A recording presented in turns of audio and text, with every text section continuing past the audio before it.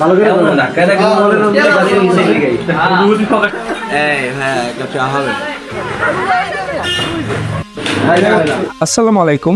একটি চায়ের আড্ডাতে আপনাদের সকলকে স্বাগত জানাচ্ছি। এই ভিডিওটা হলো ভরপুর শীতে, তখন রাস্তায় অনেক কুয়াশা ছিল। আজকে এক গাড়ি চমলক্ষ বাহিনী নিয়ে উত্তরা থেকে রাত 10টার পর রওনা দিলাম। আজ সারা রাত ঘুরবো আমরা। রাতের ঢাকাটা অনেক বেশি সুন্দর, তাই রাতে মাঝে মধ্যে আমরা বের হই। এই যে এইরকম কুয়াশা ছিল আজকে রাতে। মূলত আজ আমাদের প্ল্যান ছিল আলম খানের বিখ্যাত চা খাবো। পুরান ঢাকার খাবারের টেস্ট কেমন তা সবাই জানেন। এখানে চাটাও বেশ মজা। চা খাওয়ার উদ্দেশ্যে চা পান করার উদ্দেশ্যেই আজকে বাসা থেকে বের হয়েছি। ডিনার শেষে মাঝরাতের পর এখানে চলে আসলাম। এটাই সেই আলম খান টি।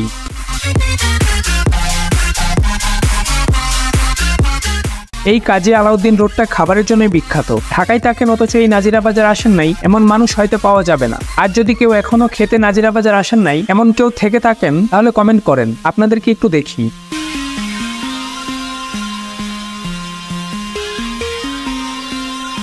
চা অর্ডার করে আমাদের লোকজন ভেতরে অপেক্ষা করছে। এই চা খাওয়ার পর মুখে কিছুদিন এটা টেস্ট লেগে থাকবে।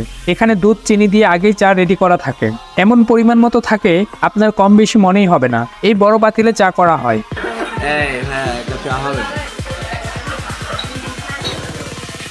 এই পাতিল দিয়ে 4-5 পাতিল শুধু রাতেই শেষ হয়ে যায়। যদিও এখানে রাতেই ভিড় হয় অনেক বেশি। অপেক্ষা করতেছি শীত অনেক, তাই সবাই মুড়ি দিয়ে বসে আছে, নড়াচড়া কম করছে। চা রেডি হচ্ছে, সবাই এদিকে আড্ডা দিচ্ছে। অনেকক্ষণ অপেক্ষা করার পর আমাদের চা রেডি করা হচ্ছে। প্রতি কাপেই মালাই দিবে। আমি 2বার মালাই নিয়েছি। আমি সেকেন্ডবার চেয়ে নিয়েছিলাম। শীত লাগছে তাই তার কিছু বলার নেই। এখন তার শুধু চা হলেই খুশি। চা রেডি, এখন আমাদের সামনে দেওয়া হয়নি, আরো কিছু হয়তো দিবে, তাই চা খেতে এসেও ধৈর্য নিয়ে অপেক্ষা করছি।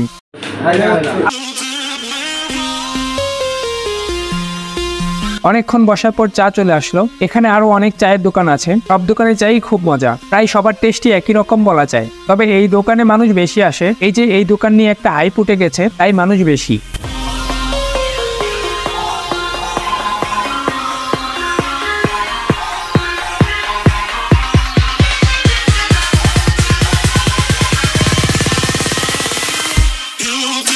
চায়ের পর্ব শেষ করে এখন আগুন পান খাবো। যদিও এটা সবাই খাবে না, শখ করে কয়েকজন খাবে এখন। আমিও ভাবলাম খাবো, আবারও ভাবতেছি মুখে যদি আগুন লেগে যায়।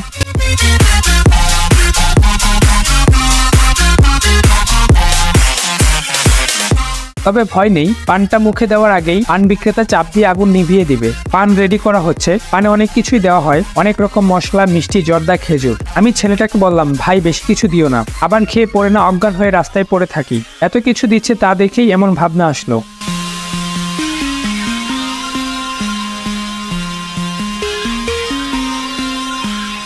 পান খাওয়া দেখার জন্য চমলক্ষ বাহিনী দর্শক পিছনে দাঁড়িয়ে আছে। এখনো পানে এটা সেটা দিচ্ছেই। ভাই আর কিছু দেওয়া লাগবে না, শুধু পানে আগুন দাও। হুট করে এত মিষ্টি জর্দা খাওয়ার পর আবার বদহজম হতে পারে।